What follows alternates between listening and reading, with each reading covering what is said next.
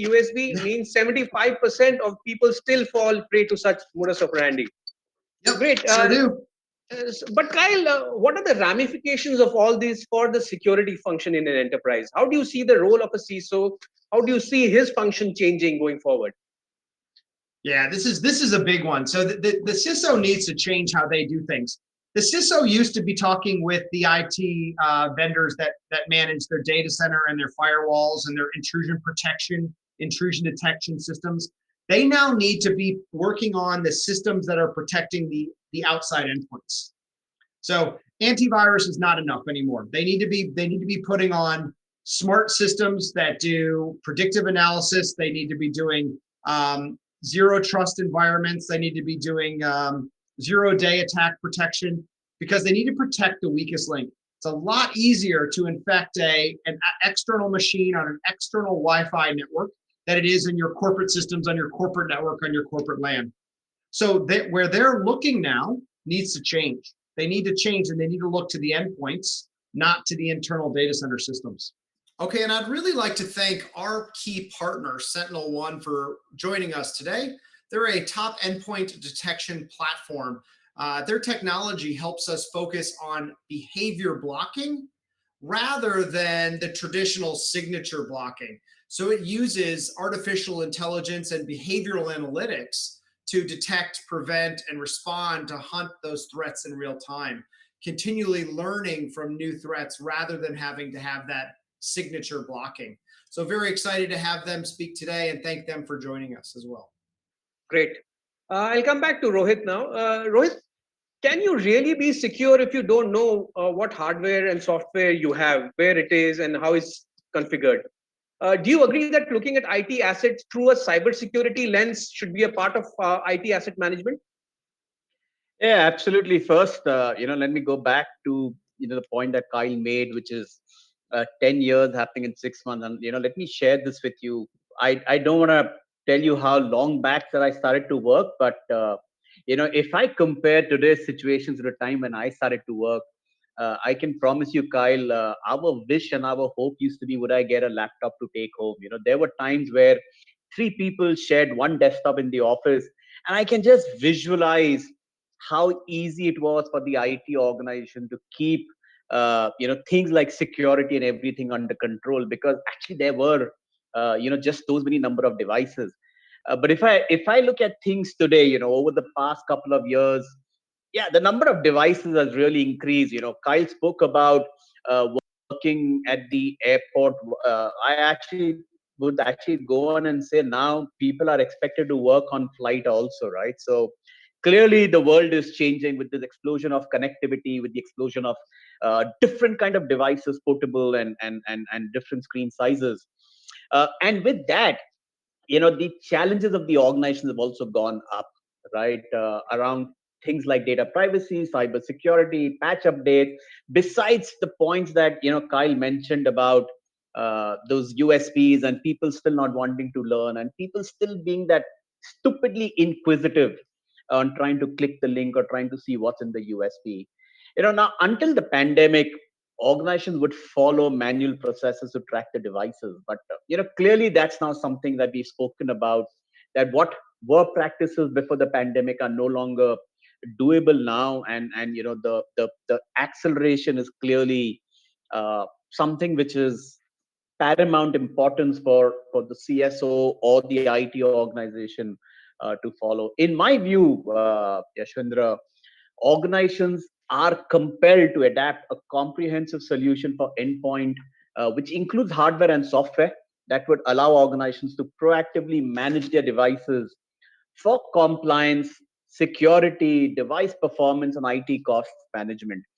And all of this through a single pane of glass will be the key. If an organization wants to keep their devices secured, it first needs to know the number of devices that connect to their network, because all of them, like Kyle said, are a way to get into the organization. The future of IT asset management would look like device management through a unified tool set and standardized processes that automate these repetitive tasks which are actually otherwise performed by the IT team. And you spoke about the Excel spreadsheets that a lot of organizations would follow. It will be of paramount importance that the CSO, the CIO, the IT teams are able to free up their IT teams and not get involved into these repetitive tasks. Two, it would be about enabling asset tracking in a remote working environment, and it's very important to understand that because to track and report IT assets with real time updates is important. The supporting and planning ahead for risk mitigation in the event of device and data loss, or access to help recover intelligence information, in terms of able to recover idle hardware or software for efficient repurpose, or even allow things like patch updates, bias updates, and all of these are absolutely important elements and pillars of ensuring security. It could also be about things like governance. We all understand that this is part of a statutory compliance in any organization, and how does the reporting become easy, and how do the organization have complete visibility to the IT assets? And finally, it is also going to be about total cost of ownership, with intelligent and meaningful data that helps recover just not idle software, but also look at uh, underutilized devices, or also look at degraded device performances would be key. Net, Yashwant, if I was to summarize it, I could summarize this in 4 points. One, proactively manage devices for compliance and security. Two, optimize device performance for maximum end user experience and productivity. Three, set up automation and control with suitable tool set or tool sets. And four, manage TCO based on persona modeling. That is the key, I think, to the point that you asked me. Sure. So that is the future of IT asset management that you're looking at, Rohit. Absolutely. And I'm sure Kyle, with his experience, would have some more points to add. But yeah. Absolutely. Kyle, So what would I you would like say to? is, yeah, so that is absolutely right. And I'd say one thing that's actually changing as well on the PC, we often talk about a PC and we're naturally thinking of that QWERTY keyboard hardware device in front of us. But on average, 3/4 of the cost of the PC is actually the software on the PC, not the hardware itself. PC hardware costs are going down, down, down, and the software attached to it is getting up, up, up. Each of those software products can become a threat vector into the PC and into the network, right? So knowing, like he said, access and optimize, and he also mentioned automate. Automate is a great point. Let's know about what software is on these PCs for multiple reasons. One is security, right? We need to know whether sometimes people are loading PC Anywhere applications where they can log back into a PC from remote locations. That is a huge security vulnerability. In addition, compliance, right? When we get audited by Microsoft or SAP or Adobe for how many licenses you've got on your machines, how are you going to answer an audit, right? So think about that. You've got your PCs everywhere. If you were audited and you only had a 1 week to reply, how would you do that? The answer most companies give is actually overpay. That's their normal answer. Just overpay. I'm gonna pay extra on top of extra. Anybody that can spell Adobe is going to get an Adobe license. Well, that's not the right thing. So we need and he mentioned Rohit mentioned it at the end around TCO. Let's be secure. Let's use automation and tools to make sure that we're up to date, to make sure there's no bad software on there. But let's also use these same tools to keep us in compliance, but also not overspending. So the idea of software asset management is to essentially automate all of those tasks to maintain compliance with your software licenses and thereby control spending, right? This is a really valuable ability to also say, Rohit, did you really need the full professional version of Visio, or could you actually work with a viewer and save the company $500 per license? And then this allows us to not only do a total cost of ownership analysis, but to truly optimize what software is being used and what software is not being used.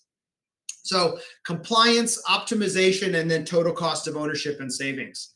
gain total visibility across all of the executables that are put on your machines, right? We always think about the applications we're using, but what about all those exes that are in there that haven't been updated, haven't been patched? Those can be holes later on for hackers to come into. The majority, this is a great stat, the vast majority of hacks come in through files and attachments and applications that have been patched by the vendors, but people haven't done the patch. So think about that. They're not going in through new, cool, creative ways and zero-day attacks. They're actually going in through known vulnerabilities, but they just haven't been patched. So Rohit's giving me a great model around asset management and automation and total cost of ownership. But then from my perspective, around the security standpoint, there's also a massive security implication if you're not using those same kind of software asset management and software license asset management tool sets. Sure. Wonderful, gentlemen. Yeah, Rohit, you want to add something? Absolutely, and I do hope, Kyle, you someday are gonna ask me what kind of software do I need, or do I even need a laptop to start with? A break from a few video calls would really help. But Yashwant, the way we see it, the way we say it is, we advise customers not to just track IT assets, but to manage and optimize them. We as Lenovo have partnered with a few of the best industry experts, the best of breed, for these asset management and security solutions, like an Absolute, like a Sentinel One, like WinMagic Mobile Line, and they're part of our ThinkShield portfolio. Yeah, thanks, Yashwandra. Back to you. Great. Thank you so much, gentlemen. We have had an amazing discussion around IT asset management, cybersecurity in the new normal. That's all we have time for. To sum up the discussion, companies are adopting more technologies, platforms, and other assets into their IT environments than ever before. But more resources mean more complexity, making it harder to keep track of both the hardware and software assets that live inside these environments. Implementing a proper IT strategy can help organizations stay on top of IT investments and make better decisions going forward. As technology leaders, you need to align with the best of breed solution provider to future proof your IT asset management strategy. Thanks a ton, Kyle and Rohit, for your wonderful inputs. Thank you, ladies and gentlemen, for sparing time for this session. Keep watching ETC, so Decrypt. Thank you.